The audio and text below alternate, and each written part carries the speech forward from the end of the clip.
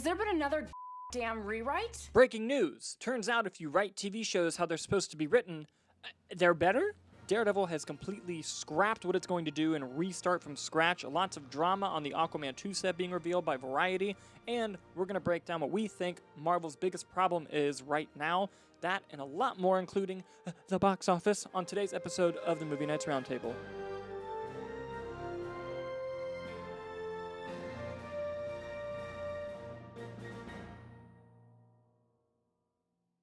What's up, dude? How you doing? Not bad. Not bad. I'm chilling, man. Just chilling on this fine Sunday as we're recording. You're watching on Tuesday. Sorry about the gap.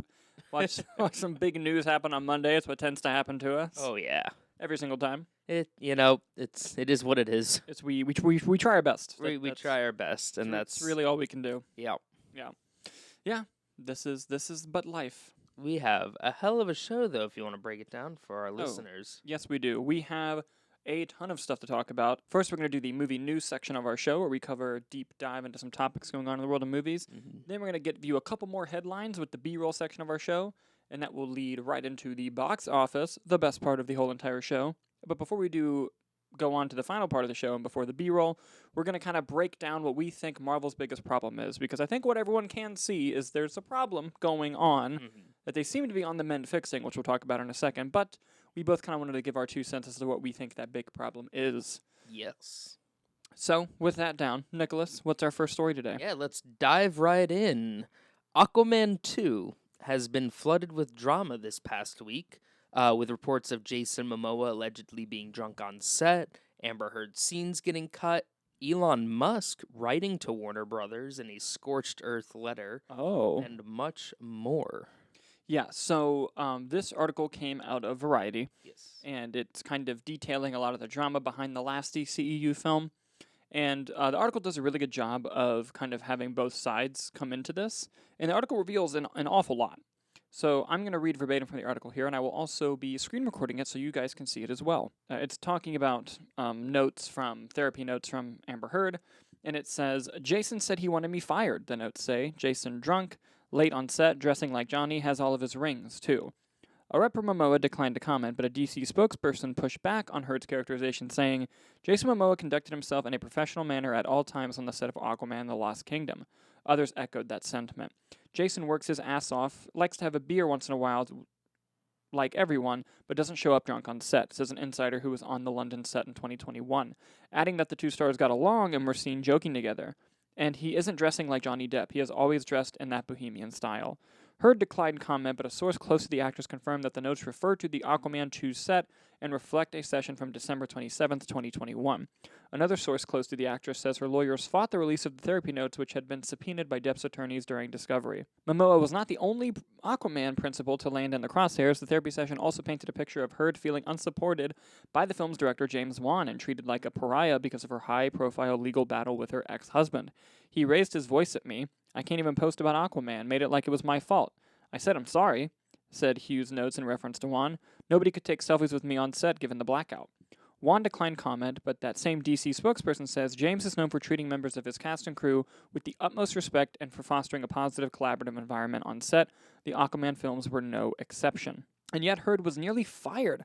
Sources on both sides tell Variety following Aquaman's release in 2018, the studio and Wan decided to drop the actress from the sequel due to her lack of chemistry with Momoa and sent a letter to her attorney, Carl Austin, informing him of its decision. Former DC Films boss Walter Hamada testified in the defamation trial about the issue of chemistry. Those sources underscore that the move to bounce Heard was unrelated to Depp and took place before he filed the suit against the actress in 2019. Likewise, Momoa was not involved in the decision-making, but another source pushed back on the lack of chemistry narrative, noting that Heard did a chemistry test with Momoa before landing the role of Mera in the first place and beat out the other two lead actresses who did a similar chemistry test, including Abby Lee. Ultimately, the studio never pulled the trigger on firing Heard because her former boyfriend, Elon Musk, had one of his litigators send a, quote, scorched earth letter to Warner Brothers threatening to burn the house down if the actress wasn't brought back for a sequel, says a source familiar with the behind-the-scenes battle. Warner Brothers caved and moved forward with Heard. Musk did not respond to request for comment. Now, that was a lot. Sorry that I read pretty much verbatim the Variety article there. But that's just the surface of it. Yeah, but there was a lot to break down there. Look, we're not going to get into the TMZ bullshit of it all, but we do want to give our thoughts on this and kind of break down both sides of this. Let's also take into consideration that this is somebody's therapy notes. Doesn't matter how you feel about the person. These are therapy notes, so they're obviously going to be swayed into how one particular person feels. Mm-hmm. And so, with the notes of being like, he's dressing up like Johnny, wearing his rings, telling me he wants me fired, I'd be inclined to believe it because DC typically never comments on anything. But the fact that a spokesperson with DC came out and said, hey, everyone on the set loved Jason Momoa, that's not really true. Yeah. But it's still worth noting and worth reporting on, and I'm glad that they included both sides of that argument. Also, showing up drunk on set, I have a hard time believing as well. It'd be one thing if we've heard about a pattern of this behavior from Jason Momoa, but we haven't.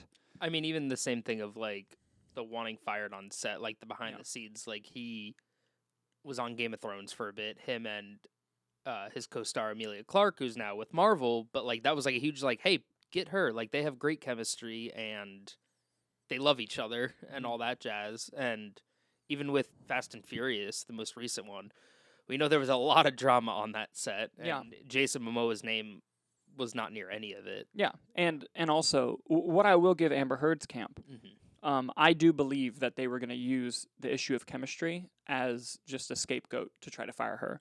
I do believe that, because as the article points out, it's like they did chemistry tests when they cast her. Like, that's not the point. I think that they just saw it coming, like the legal battle coming, and they were like, we'd want to avoid this. But in the end, didn't fire her. And, like, the Elon Musk letter is so weird. Like, can rich people just write companies letters and then they listen? Like, they dated. Well, I know that. Yeah. But, like, he's just a rich dude. Yeah. Who, like, wrote... Like if I was dating fucking Emilia Clarke, and I wrote Marvel and said, hey, man, don't fire her, do you think that they would look at my letter? Yeah, that No. was... You're Elon Musk, I guess it gets looked at. Yeah, but I just still found that strange. I believe it. I just found it strange. I think the thing with it is that he's crazy and will spend whatever amount of money and roadblocks it takes to make that a thing. You know what I mean? Like, I think it was more of like, does he care? Probably not. Will he spend the money? Yes. Yeah. He bought Twitter, for fuck's sake. Yeah, that is true. He did in fact buy Twitter. One thing that the article also does mention is it mentions that none of the principal Justice League cast will be returning to the DCU, which there was some debate as to if Gal Gadot was going to show up because of some of her previous comments. But I'm also going to pull from the article one more time here. In fact, none of the stars cast by Zack Snyder for 2016's Batman v Superman Dawn of Justice and 2017's Justice League, including Ben Affleck, Henry Cavill, Gal Gadot, Ezra Miller, and Momoa, will reprise their roles in the new DC universe in character. Momoa may return, just not as Aquaman. Sources say the actor has engaged in talks to play Lobo, either in the 2025 reboot Superman Legacy or in a standalone film. Now, finally, a trade has confirmed that, because that was all but confirmed with everything we know about Lobo and Jason Momoa. This is official trade confirmation that not even Gal Gadot will be returning. We fucking knew Ezra Miller was not returning. We also knew that Henry Cavill and Ben Affleck were not coming back. So this is interesting. The only people Gunn has confirmed are coming back are John Cena, Viola Davis, and Zolo Medina, the actor who plays Blue Beetle. I'm curious as to why he's not mentioned Margot Robbie, because that seems like an odd choice to not bring back Margot Robbie. I also believe Sean Gunn is voicing Weasel in Creature Commandos. For sure. So therefore, Weasel always reigns supreme. Yeah. But I thought that this whole thing was just interesting. You know, of course, the last movie in the DCEU is not going to go without drama. And, you know. It's all out now. Yeah, and they're kind of putting out this movie to die, which I feel bad about. Because, look, I love James Wan. I love Aquaman. I thought the first one was really fun. And Octopus plays the drums, for Christ's sake. Hell yeah. But I think that all of this, all this drama is just further evidence that they need to reboot the fuck out of this thing. I wish it was more a reboot than it is.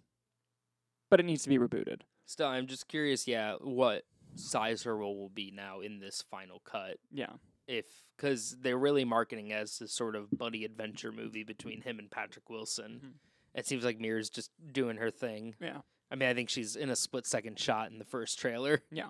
So, but I also get it with all the legal battle and how highly publicized that trial was. Just like, maybe we just Army Hammer this. Yeah, no, that makes sense. And also, briefly following up on something we talked about a while ago, James Gunn has confirmed that nothing before Creatures, Commandos, and Superman will be canon.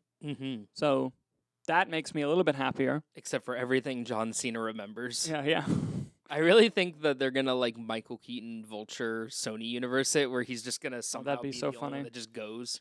Well, what I think we're gonna see is we meet a peacemaker in which he has killed his father. And he has killed Rick Flag. I think that's going to be... Because James Gunn did say famous DC storylines will be felt in the new universe because they're just... He didn't use this phrase, but kind of like canon events from across the Spider-Verse. Like, there's just certain things that happen. Like, Bruce Wayne's parents died. What? Like, I'm sure there's going to be stuff like that. I just think it would be funny if John Cena's Peacemaker does just transfer and then just kills that universe's Peacemaker. That would be hilarious. Replaces. I would love that. Personally. They won't do this, but I'd love it more if the original Peacemaker was The Rock. That'd be really funny. No, but yeah, that's kind of the whole Aquaman 2 drama that's been going on. What do you guys think about it? Please leave your comments down below as we move on to our next story. Nicholas, what do you got for us next? Oh boy, we'll go into the other side of the superhero coin. Marvel's having quite the bit of shakeup in their TV division as Daredevil has officially hit the reset button. Launched during the pandemic with a playbook to shoot a $150 million plus season with no pilots, the Disney unit is undergoing growing pains and seeing the logic of traditional TV culture, starting with that Daredevil reboot. Newsflash. Marvel has figured out that making TV shows like they're supposed to be made can work. This is mind-blowing stuff, everybody. Yes. I'm going to poke fun a little bit because this is huge news. It's massive. I literally sent Nick this article with just like, holy shit, you have to read this whole thing. Yeah. Like, it's crazy shit in here. You're going to find out some shit, guys. But let's take it from the beginning. Mm-hmm. Daredevil Born Again was filming when this WGA and SAG strikes started, and then it had to stop. Yes. During the strikes, Kevin Feige and other Marvel executives took it upon themselves to finally be like, oh, we're fucking busy, but Let's now take a look at everything. let's take a look at everything. Like, let's watch it and figure it all out. And they didn't like what they saw. They didn't like what they saw so much that after the money spent shooting less than half of the show, but that's still a lot, I think it was 4 episodes, right? that's what was finished. Yeah. Like for an edit. Yeah. They are scrapping the show that they've shot and doing it again. That does not happen. I'm going to read directly from the Hollywood Reporter now. It didn't take long to see the problem after Marvel Studios' Daredevil Born Again paused production in mid-June during the writer's strike. Fewer than half of the series' 18 episodes had been shot, but it was enough for Marvel executives, including Kevin Feige, to review the footage and come away with one clear-eyed assessment. The show wasn't working.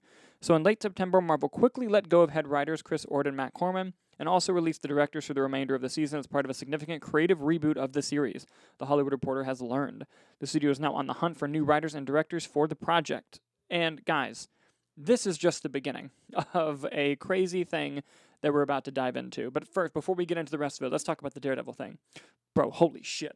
I think a great start is, why hire the people who did Deck the Halls in the first place? Listen. But that's neither here nor there. I defended it then, I defended it now. Yes. Apparently the reason why they say the show wasn't working is because it was more of a legal procedural that didn't see Daredevil suit up until the 4th episode. Mm-hmm. Interesting choice, right? Okay, but yes, but also Daredevil doesn't suit up until the last episode of the first season. Right. Just make a good season. But I think what they mean is he wasn't even Daredevil. He was just lawyering. Yeah. Because we've seen him in the She-Hulk suit and the other suits. Yeah. Why would he go back to the black? Mm-hmm. There's no reason to. Yeah, like it was just lawyer stuff. Yeah. And which could have made a good show, but it's clearly not the show that they want. Mm-hmm. What makes me happy is they said that one of the reasons they thought the show wasn't working is that it wasn't like the Netflix show. Does that mean, guys, that it's canon? That it's going to be canon? Because here's the thing. Yeah. Now, the book that I ordered, the Marvel Timeline book, gets here in a few weeks. Mm-hmm. They did not cancel this show before that book got here. So maybe it's not canon in the book. And I was going to take that as like it's not canon. There's new hope, guys. There's new hope that it could be canon. Don't give me hope. But in all seriousness, obviously not a good look to do this, but at the same time, I think it's a great look to do this. Because Kevin Feige, I like to imagine he was sitting down after a long day and was like, you know what? Let's check out this Daredevil show we got going on. And then he was just like, what the fuck is this? Yeah, like he was like looking, he's like, all right, I'm sure I'm going to have to look at Echo. Okay, yeah. Wonder Man. Yeah. Like, give me Daredevil. Like, let me start out on a high. Yeah. But look, good on them to just recognize it's not working and try to fix it, honestly, because not many studios are in the position to be able to make that call. Oh, no, you just got to roll with it. Most studios by now, if it wasn't working, would just cancel the show, and that's it. I mean, you can't roll with the punches at a level unless you're Marvel. No, exactly. And even then, it's still losing a lot of steam. Yeah, exactly. And but what this did is it kind of opened Marvel's eyes to redoing how they do their television shows by going to traditional television and how television shows normally work. Because when they were making their limited series and their shows, they were doing it the Marvel way of having a head writer, couldn't call them a showrunner, a head writer who would write all the scripts, be in charge of the writer's room, but then when the director would come on, the power would switch back to them. And that does not normally how it works in TV. So I'm going to break down a little bit more of this article to kind of talk about what made them come to that decision, why they're going to do that, and also talk about some stuff that happened on Secret Invasion, which is no surprise considering how, let's not mince words, how bad that show was. Considering what we saw. Yeah. So let me dive back into this article here. The company eschewed the traditional TV making model. It didn't commission pilots, but instead shot entire 150 million plus seasons of TV on the fly.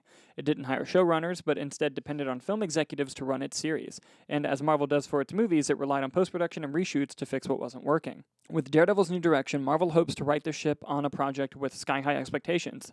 The show is Marvel's first to feature hero who already had a successful series on Netflix running 3 seasons. But sources say that the Corman and Ord crafted a legal procedural that did not resemble the Netflix version, known for its action and violence. Cox didn't even show up in costume until the 4th episode. Marvel, after greenlighting the concept, found itself needing to rethink the original intention of the show. Marvel plans to keep some scenes and episodes through the other serialized elements and will be injected, with Corman and Ord becoming executive producers on the 2-season series. Daredevil is far from the first Marvel series to undergo drastic behind-the-scenes changes, however. Those who work with Marvel on TV side have complained about a lack of central vision that has, according to sources, begun to afflict the studio's shows with creative differences and tension. TV is a writer-driven medium, says one insider familiar with the Marvel process. Marvel is a Marvel-driven medium. And now here's where some drama comes in on some other shows, a lot of which we did not know. On the Oscar Isaac star Moon Knight, show creator and writer Jeremy Slater quit and director Mohamed Diab took the reins. Jessica Gao developed and wrote She-Hulk Attorney at Law, but was sidelined once director Kate Coro came on board. Production was challenging with COVID hitting the cast and crew, and Gao was brought back to oversee post-production, a typical showrunner duty, but it's the rare Marvel head writer who had such oversight. Even though the company does not have a writer's-first approach to TV, directors could feel shortchanged as well. The whole fix-it-and-post attitude makes it feel like a director doesn't matter sometimes, said one person familiar with the process. As its shows ramped up during the pandemic, Marvel stepped outside its usual staffing approach and brought in outside execs after years of internally promoting creatives who had been sufficiently trained in the Marvel method. This change was felt most severely on Secret Invasion, the Samuel L. Jackson-led thriller that stands as Marvel's worst-reviewed series. Kyle Bradstreet, a writer and executive producer on the USA Network with Emmy winner Mr. Robot, had been working on scripts for Secret Invasion for about a year when he was abruptly replaced after Marvel decided on a different direction. Enter new writer Brian Tucker, who penned the crime thriller Broken City, Thomas Bashuza, who helmed the thriller Let Him Go, and Ali Salem, who worked on the Hulu's 9/11 drama The Looming Tower, were on board as directors to help crack the story. So far, so normal, at least by Marvel's standards. Details are murky, but what happened next in the summer of 2022 debilitated the production as factions became entrenched and leaders vied for supremacy during Secret Invasion's pre-production in London. It was weeks of people not getting along, and it erupted, says an insider. Marvel declined directly to comment on this matter. Of course they didn't. The company dispatched Jonathan Schwartz, a senior executive and member of Marvel's creative steering committee known as the Parliament. Marvel has a creative committee known as the Parliament. What the fuck? It's a well-known fact, Sonny Jim, that there's a secret society. To get Secret Invasion back on track when it was falling behind schedule on the verge of losing some actors because of other commitments. By early September, a good portion of the Invasion team had been replaced with new line producers, unit production managers, and assistant directors, and Bashuza, who was supposed to direct 3 episodes, left the show because of new scheduling conflicts. The Marvel executive overseeing the show, Chris Gary, was reassigned, and according to sources, is expected to depart Marvel when his contract is up at the end of the year. He fucked up so bad they're firing him. Do you think anyone pointed out the irony of all the people getting replaced working on the Skrull show? Okay, that is pretty funny. I don't think anyone has pointed that out yet. That's good. This is why you're here, Nick. This is why you're here. Last part here. As it moves forward, Marvel is making concrete changes on how it makes TV. It now has plans to hire showrunners. Gao's post-production work on She-Hulk helped Marvel see that it would be helpful for its shows to have creative through line from start to finish. What? Mm-hmm. It's a term we've not only grown comfortable with, but also learned to embrace, says Brad Wonderbum of Marvel. Jesus Christ. The studio also plans on having full-time TV execs rather than having execs straddle both television and film. We need executives that are dedicated to this medium and are going to focus on streaming and focus on television, says Wonderbum, because they are two different forms. It is also revamping its development process. Showrunners will write pilots and show bibles. The days of Marvel shooting an entire series from She-Hulk to Secret Invasion and looking at what's working and not are done. Thank fuck, dude. Woo. So that was a lot. Sorry again. But, my God. You mean writing pilots and show bibles are going to help things stay more consistent? What? It's That's like if you have a insane. plan for your show and don't just shoot it on the whim. Right? Amazing. I mean, look at Loki. Yeah. That's a great show. And season 2 of Loki was the first Marvel thing ever to not have reshoots. Because they planned it ahead and Yes. took their time with it. Yes. And the pilot might have been their best, or the premiere of season 2 might have been Yes. their best episode of Disney Plus television. Absolutely. Or And- at least up there. Yeah.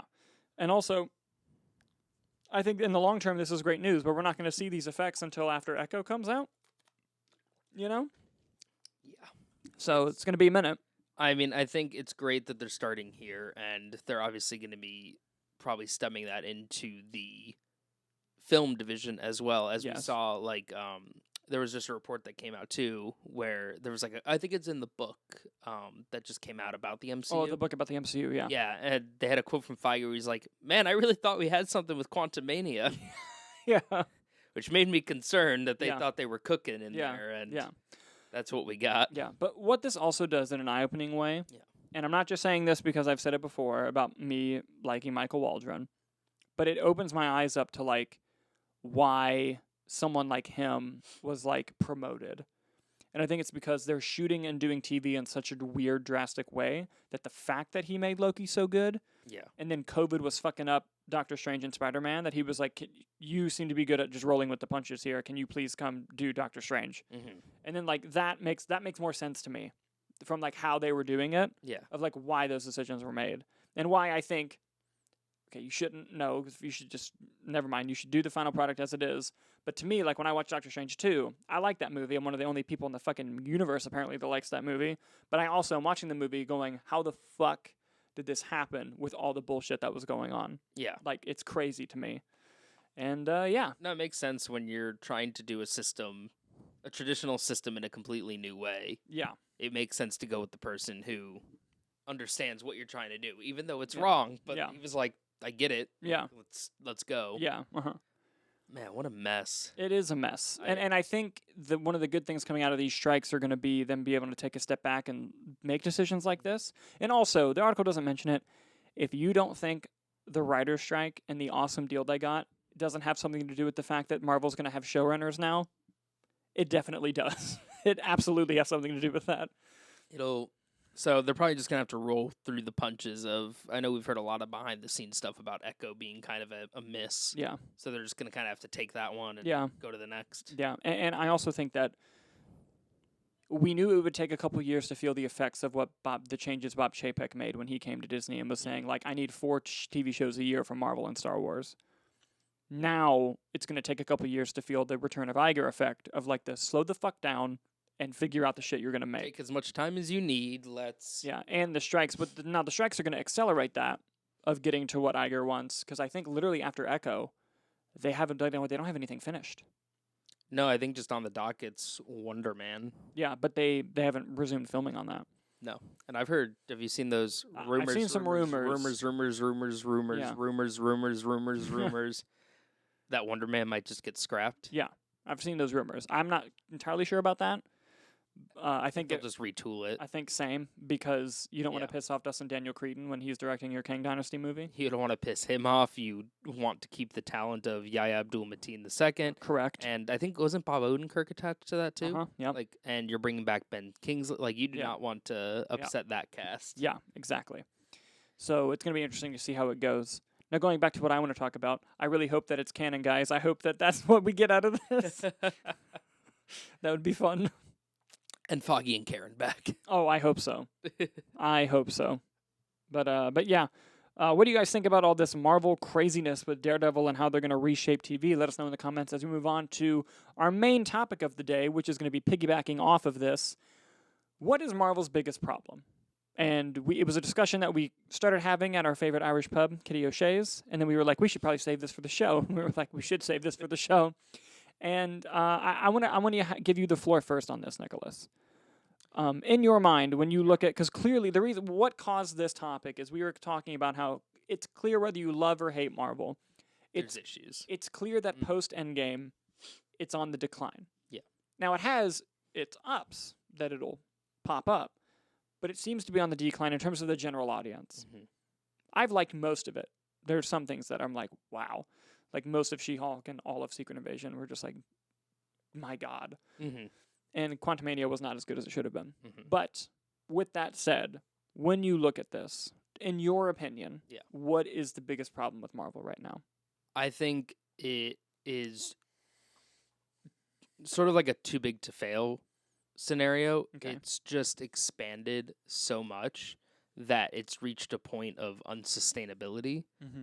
And with that comes obviously Bob Chapek's direction of 4 shows and 2 movies. Is that what it was? I think 3. 3 movies and 4 shows. Obviously, you're going to have to keep going to this well.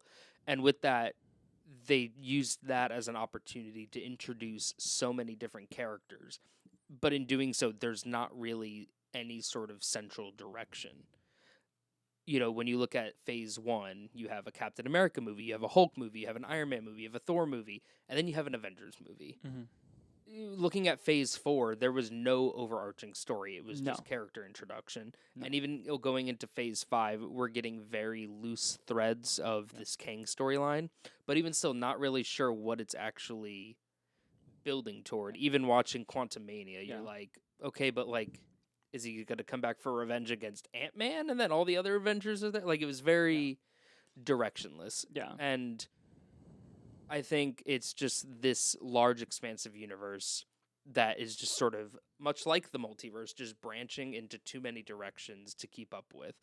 And I think part of it also is having this, wanting to make a cinematic universe that is like the Marvel comic universe, where everything is interconnected and characters are popping up and down and left and right and here and there, but they're not putting the money in to have those crossovers in an organic way that makes sense. Because when you look in the past and you look at, let's say, Thor Ragnarok, Doctor Strange fit perfectly into that, his scene. But obviously Benedict Cumberbatch is very expensive, but you need to do it. They did it with Spider-Man, but Spider-Man was Sony, and that was part of a trade deal. Yeah. Going back as far as to like Ant-Man, when you have the Falcon cameo, makes sense. Should have been Chris Evans as Captain America, would make the most sense, but it still worked in a sense, but now it's sort of random pop-ups where you can tell that the actors were not there with each other. The biggest one I would say recently would be like Daredevil in She-Hulk, but that was more of to introduce Daredevil than to build onto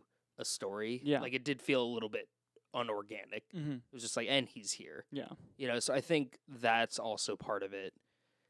And just having these huge threads that any other references to other movies are just set designers having fun. Yeah. You know, we see a Kingo poster every now and then. We have a Rogers the Musical sign in the background. And you're like, oh, remember that from Hawkeye? Yeah. But, like, when Hawkeye is fighting Kingpin down at the Rockefeller Center and Spider-Man's apartment's literally on that block, where is he? Now, I know that there's legalities with Sony and everything like that, but still, like, it just... that kind of stuff bothers me at this point. And I see what you mean. And I feel bad because I think it's a bit damned if you do, damned if you don't with Marvel in regard to that, because with the specific examples like having Benedict Cumberbatch and stuff pop up, they used to make actors sign like 9 movie deals. Yeah. And so they could do stuff like that. And you'd think, oh, why not just keep that up? Well, it turns off actors when they're going to sign like years of their life away to somebody for one price. Like it's just very just like, I don't know. Like listen to the story of Don Cheadle. When they said Marvel called him when he was at his kid's birthday party and said you have to decide in like an hour if you want to sign this 9 movie deal. It's like Jesus Christ, like that's crazy. Yeah. And Marvel, as a way to attract more talent, has stopped doing that. But damned if you do, damned if you don't. Now they can't do things like that without doing individual negotiations, which does make them more expensive. Yes. So it is a problem. Yeah. To me, Marvel's biggest problem is it's a 2-sided coin. On one side of the coin, it's they're doing too much, too fast. On the other side, Kevin Feige's only one dude. Well, your first point kind of goes into what I was saying, where it's Yeah. just it's too big Yeah. at this point. Yeah. That you can't sustain it. Yeah, and to me, it's just Kevin Feige's only one dude. Mm-hmm. And you're not going to be able to use him on. There's no way. Like, I remember when Phase 4 was coming out, then COVID was starting to be on the mend. 2021. In 2021 and 2022, correct me if I'm wrong, I think Marvel had 15 projects between movie shows and TV specials. I believe that. Like, that's fucking crazy. Yeah. Like, there's no way Kevin Feige had an equal opportunity on all of that. There's no way. No. And you know he was leaning toward films. Like that was his thing. Maybe Yeah. Falcon and Winter Soldier, because that was supposed to be the first Marvel show before it had to become WandaVision. But it's just like, it's just one of these things where if you want to talk about showrunners like we did before, in regard to movies, Kevin Feige was your showrunner. Mm-hmm. He would bring people in, say, hey, here's the story. You can do whatever you want within these confines, but you have to hit these confines. And everyone, and even the Marvel's director recently did an interview where she was like, when you sign up for these movies, you're signing up with the understanding that this is Kevin Feige's movie. Yeah. And that you're just here to kind of play in that sandbox and do what needs to be done. And I'm finally glad someone said it that way. People were giving her shit. I'm like, no, she's being honest about. She's completely correct. Yeah. And it's like that I thought that was a really well thought out thing. But when you have 15 fucking projects, he can't help all of them. And he, believe it or not, he's the thing that makes the MCU work. And I'm not trying to give one guy too much credit. A ton of people make the MCU work. Every crew member, every director, every writer, every actor. But look at some of the careers of people post-Marvel. Not have gone the way you think, especially with... Taika Waititi. Well, not even Taika Waititi, but like the Russo brothers. Yeah. And I think they're great filmmakers, but everything they've made since Marvel, not great. Mm-hmm. The screenwriters Marcus McFeely have, rightfully so, not been writing that much, because if I wrote Infinity War and Endgame, I wouldn't do shit for some time as well.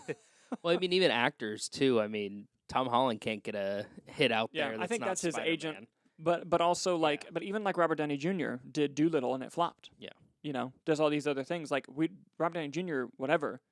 Robert Downey Jr. as Iron Man is what people want to see. Now, Oppenheimer is another story because it's fucking Christopher Nolan. Yeah. But it's just one of these things where there's only 24 hours in a day. He's one guy. There's 15 projects. Mm-hmm. Like, and it's been talked about before that the reason why he was so happy about getting Sam Raimi for Doctor Strange 2 was because he knows Sam Raimi. He's known him for years. And he goes, thank God, I don't have to worry about that shit. Like, He should have. Listen. But, like, to him, it's like, I'm not going to have to take this director to school on, like, how we do things here. And not that you should do that with every director, but when you're pulling directors who haven't made that much, who haven't made a big budget feature, even Taika Waititi talks about, they literally had, like, a crash course on, like, how to make a big budget movie.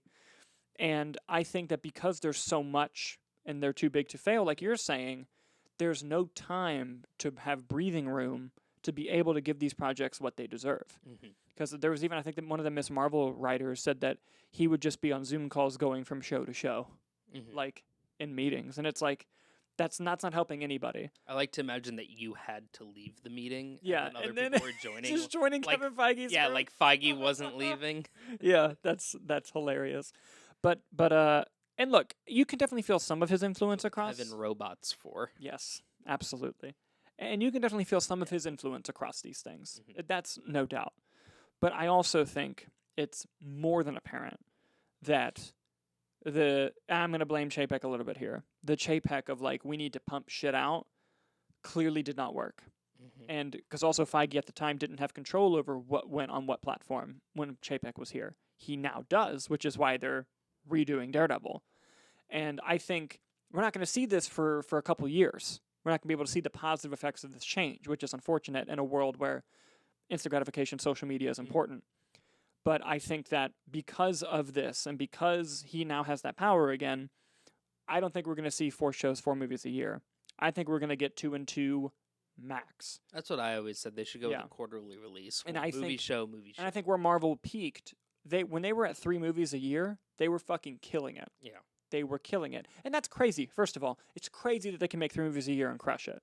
I mean, they were cranking out $1 billion like it was nothing. Yeah. Like that was opening weekend. It was a machine. Yeah.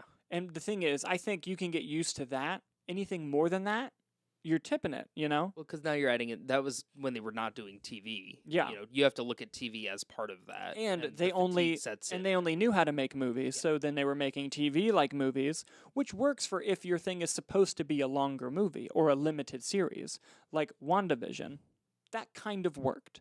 I mean, I think it's a great show. I think it worked excellently. But what I mean is that way of making it worked because you still had a head writer, and it was a truly limited series. Like there's not going to be WandaVision season 2. Yeah. You know, Falcon and the Winter Soldier was up in the air before they decided to go with Captain America 4. Loki was meant to be multiple seasons, and now they've slowly adjusted to make that show like traditional TV. Yeah. And it's going to go on and so forth, you know? Like Moon Knight, show that I love, suffered because it was made like a film and not like a TV show. Yeah. It started happening that way. And I think if you let other executives run that and trust your showrunners, what Feige needs to do, he can then focus on the 2 to 3 max movies a year that he wants to do, and it can work out. I'm okay waiting till 2030 for Avengers Secret Wars if it means everything leading up to it is fucking great. And it actually has a direction moving forward into it. Yes, and I think that Yeah. in 2 years' time, 1.5 years' time because of the strikes, we're going to finally see the effects of that. But we're still going to have to trudge through some shit that we know is coming. So we have on the docket, there's Echo. Mhm. I'm going to pull it up right now. There's Wonder Man. The next movie's The Marvels, right? Where Next movie is The Marvels. you will have to have watched WandaVision. 3 different Miss TV shows in Marvel. a movie. Mm-hmm. Secret Invasion, Miss Marvel, WandaVision, and Captain Marvel 1. All right, And so fucking Infinity War and Endgame. yeah, so the next movie is The Marvels. After that, the next movie is Deadpool 3. But we don't know when the fuck that's really going to come out. And what that ties into. Yeah. And then for TV, we've had Loki. We're supposed to get What If Season 2, but I don't really consider that MCU anymore until they bring in fucking The Watcher. The next TV show is Echo, and it's in January. And then after that, it's Agatha. And that's going to be the last show of that old regime of how it was made, because they were filming Ironheart and they were filming Daredevil. I think Ironheart might be the last one. But even then, those shows are so now off of the schedule that they're probably going to retool those shows Yeah, now that they can. There's only And- been a little bit of and filming. that Feige has time. And I think that they're really going to put the pause button on some of these things of just like, let's also fucking have chill out. Thunderbolts and Cap 4, too, on Yeah. the docket there. Yeah, and I think Cap 4 started filming. I don't think they finished. Yeah, and I don't even think Thunderbolts got to set yet. If they started, they definitely did not finish. No, yeah. Yeah, so we're still supposed to get Blade. I'm losing hope on that one. I refuse to lose hope on that one. I want it to happen so bad. But yeah, I think we But both made pretty Yeah. good points here. Because there's just so many storylines that are threaded and characters being introduced that when are you ever seeing again? I mean, Yeah. we had Hercules, Hercules, Harry Styles at the end of Eternals. Eternals. You had oh my god, what's her name? Charlize Theron at the end of Doctor Strange, Yeah. and you're like, who are all these people, Yeah. and am I ever going to see them again? Yeah. I mean, hell, we got Blade at the end of Moon Knight. Yeah. No, at the end of Eternals. At the end of Eternals too. Sorry, yeah. This is unrelated. I just want to say it again. I liked Eternals. I like it greatly. I've watched it multiple times. I think it's a good movie. But anyway, I just love that the first reference to Eternals came on She-Hulk. Yeah. And it was just a headline on a news site. yeah, about the thing in Yeah. the water. Yeah. Yeah. No, and like going back to Yeah. on topic, I think this with the Daredevil thing, then them redoing TV. This is the first time Marvel's admitted that that they have a problem, Mm-hmm. and I think the first step to recovery This is admitting that you have a problem. is true. And so I am confident that they're going to get back on track. Mhm. Now, just because they can get back on track with quality, does that mean the audience will join you? We're going to join them, but I mean the average movie-going audience that they got for the Infinity Saga, Yeah. does that mean they'll come with you? TBD. We'll have to see, Mm-hmm. because sometimes it's too late once you lose them. Yeah. So that's our thoughts on the problem with Marvel, guys. Do you think that there's a problem? If so, what do you think it is? We'd love to hear the discussion in the comments below as we move on to the B-roll section of our show. What is the B-roll? Well, it's kind of like the movie news section of our show, except we just kind of want to bring you some headlines because we don't have time to fully dive into the topic. Nicholas, what's first up on the B-roll? Yes. More than 2,300 film and TV producers on Tuesday are delivering a message to the Alliance of Motion Pictures and Television Producers, also known as the AMPTP. Yes. The group has delivered a petition to the AMPTP demanding the drop of the P from the acronym that just concluded a brutal negotiation with the WGA to make it just the AMPT. Yeah, basically, they fucked up negotiations so bad with the writers and actors that the producers are like, hey, I don't want to be associated with you. And so that's pretty telling. And like Jason Blum, Todd Gardner, like a lot of people signed this. And I would not be surprised if you actually do see this happen. Mm-hmm. What do you got for us next? Yeah. A24 has announced that they plan to expand their strategy from art house gems into more commercial films. This is true. And, we've seen A24 make smaller moves like this, like when they bought Talk to Me at Sundance, which is a type of movie that they would buy, but they bought it with the hopes of this could be a franchise. Yeah. And lo and behold, we're going to get a Talk to Me. Franchise the damn thing. And not only do I think it's, I think it's a good movie, I think it's fun. People are kind of giving A24 shit for doing this. Like, oh, you were supposed to be you were the chosen one, but it's like, listen, they got to make money. They lost like $35 million from Beau is Afraid, and for a small company like that, they can't be affording to lose $35 million like that. Do it. If you make it a quality, then you can fund the art house stuff. Of course, yeah. Exactly. It's a very sustainable model, as long as the commercial ones are good. Exactly. I mean, I know they started as kind of ties into another thing. They were kind of the top bidder there for a hot minute on Halloween, which we kind of reported that they were selling the rights to Halloween. A24 was in that game for the long haul there, but I think, was it Miramax ended up swooping in and getting it? Yes, I was actually going to say, and the last thing we have in our B-roll today is Miramax has won the TV and film rights to the Halloween franchise. All right. They're still co-owners on film, which they always have been, but they've fully absorbed the television rights, which means that they're probably going to launch a TV show first. Cool stuff. I saw a great tweet going back to the A24 stuff, and I agree with this tweet 100%. It just said, face-off movie, every other year, new director, new actors. Let's see what happens. Oh, hell yes. Let's start getting faces off. That would be super fun and so funny. I agree. That would be great. But yes, guys, with the B-roll section of our show down, we are now going to move on to the box office. The box office section of our show. And I'm going to pull up the predictions from the box office, Nicholas. Yes, you want me to rattle those off for us? Yes, here? please. You got it up? Yes, I do. We had, for your picks, Taylor Swift, Exorcist Believer, Paw Patrol, Saw X, and The Blind. My predictions, Taylor Swift, Exorcist, Paw Patrol, Saw X, and The Creator. I was fucking right, dude. Hell yeah. This never happens. We are never right, This ever. is accurate. And this is super exciting. So let's take a deep dive into the box office, shall we? Let's do it. Coming in number one was the Taylor Swift Eras Tour film, making $97 million. Jesus Christ. By the way, these are the Sunday estimates. We'll have the final Monday numbers in the description in the video below. Coming in second, The Exorcist Believer, taking a 58% drop from week 1 to week 2. Not terrible. Making another $11 million. Coming in third was Paw Patrol the Mighty Movie, with an additional $7 million, dropping 38% from week 2 to week 3. Coming in fourth with a $5.7 million, Saw X, only dropping 27% from week 2 to week 3. And coming in fifth, The Creator, making $4.3 million, dropping 31% from week 2 to week 3. Now, this is fascinating. Let's dive into the Taylor Swift one. Yes. It's only open domestically so far. It will get a worldwide release eventually. They did work out that deal. But right now it's only in America. Insane. And it's made $97 million. The previous record holder for the best concert film of all time was the Justin Bieber one that came out like 10 years ago. Believe. I think that was it. It surpassed the entire run of that film in its opening day. And opening day or weekend? Weekend, okay. I think, weekend. And it has now made $97 million. So that's insane. It is more than insane. Moving on to The Exorcist Believer. This movie now has a worldwide box office total of $84 million. I think 100 is very likely. And I think they want to get to 150 to feel confident about that $400 million they spent for the rights. But on an individual basis, the movie's budget was only $30 million, so it's already made $2.8. It's profitable, baby. That is profitability. But they are definitely going to do a creative overhaul for the next 2 films of the franchise. They got to make that money back somehow. Yes, Horror makes money. Yes, it does. Paw Patrol: The Mighty Movie now has $126 million worldwide on a budget of 30, making 4.2 times its budget. We're seeing Paw Patrol Part 3.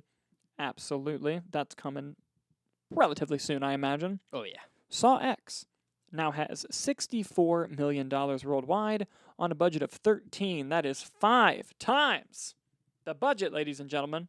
5 times. That's pretty good. That's incredibly good. And the creator now has a worldwide total of 79. It's going to get to 80 tomorrow, and that's exactly the production budget. So unless this keeps making money all year, it's not looking good for the creator, unfortunately. No. I am going to go first on predictions next week. All right. I'm going to do something bold here, Nick. Go on. I think everyone who has seen Taylor Swift this weekend, who wanted to go see it, has seen it. Mm-hmm. And I'm not saying it's going to drop like 80%, like not crazy. I do predict a drop of like 70 though. Okay. Maybe 65 to 70. Now, if I'm proven wrong, that's hilarious, right? That would be crazy. Would be if wild. It just dropped like an average 50% drop. But I do think it's going to drop significantly more than a typical movie would. And I'm going to will this into existence. I'm going to go Killers of the Flower Moon, opening number 1. Okay. Solid choice. Solid choice. Thank you. Always bet on Scorsese. So you got to sometimes. Yep. You got to. I think the marketing of this film has been really great. And if we're lucky enough to have the actors' strike solved by then, which probably not, if we're lucky enough to have the actors' strike solved by then, I think you're going to see a bunch of Leo everywhere. Yeah. Promoting the movie. So yes, that number 1. Number 2, I will give it back to Taylor Swift. Okay. Number 3, I'm going to give The Exorcist Believer. Number 4, Paw Patrol. Number 5, Saw X. All right.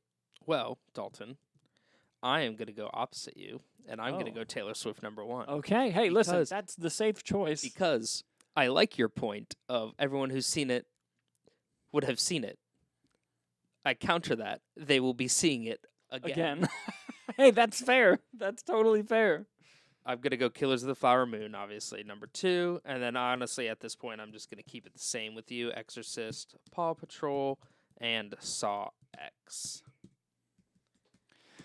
It's going to be interesting to see what happens. It will be interesting, that's for sure. Now, look, Killers of the Flower Moon's 3.5 hours. That's going to hinder how many showtimes it has. Yep.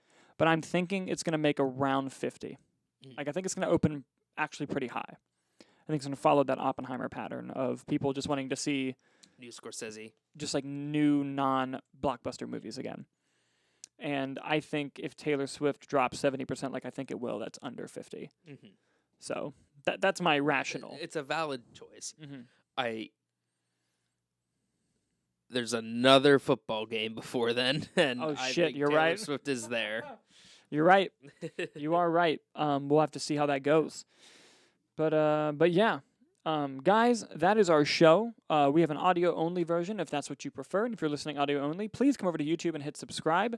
If you'd like to see more videos where we take a topic outside of the movie news and kind of break it down like we did today and on the previous show, please let us know. We'd love to do some more of that. And as always, I've been Dalton Burdett. I've been Nick Ericchio. And we'll see you on the next one.